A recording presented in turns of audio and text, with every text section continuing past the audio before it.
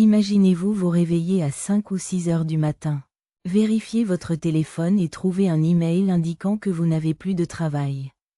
Pour des milliers d'employés d'Oracle du géant du cloud computing, c'est exactement ainsi que leur journée a commencé. Aucune alerte, aucun appel de leur manager. Juste un message envoyé à l'aube.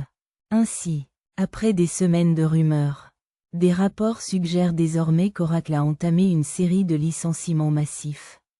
Les employés de toutes les régions, notamment en Inde et au Mexique, ont reçu 2 emails les informant que leur poste avait été supprimé. Avec effet immédiat, dans de nombreux cas, l'accès aux systèmes internes a ensuite été révoqué presque instantanément. L'ampleur est stupéfiante, même si l'entreprise n'a pas officiellement confirmé les chiffres. Selon des rapports citant des cadres supérieurs d'Oracle, rien qu'en Inde, jusqu'à 12 000 emplois pourraient être affectés. À l'échelle mondiale, ce nombre pourrait atteindre 30 000. Cela représente près de 18% de l'effectif total d'Oracle. Et ce n'est pas seulement une question de chiffres, mais aussi de la façon dont les choses se sont produites. Les publications sur des plateformes comme Reddit dressent un tableau similaire. Aucune conversation RH préalable. Aucun avertissement de performance. Juste le silence jusqu'à l'arrivée de l'email de licenciement. La grande question est, pourquoi maintenant? Ces licenciements surviennent alors qu'Oracle s'efforce de se lancer dans l'intelligence artificielle et l'infrastructure cloud, essayant de suivre le rythme de ses concurrents comme Microsoft, Amazon et Alphabet. Plus de 70 entreprises ont supprimé environ 40 000 emplois rien que cette année. Principalement en raison du rôle croissant de l'IA dans l'industrie technologique.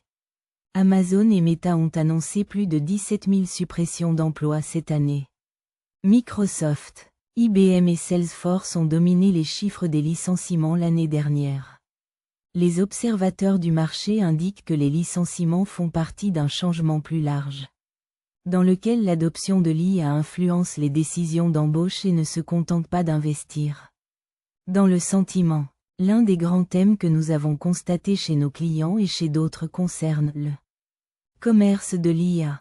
Quel niveau de remplacement allons-nous voir, en particulier chez les cols blancs? Et quel en est l'impact à long terme?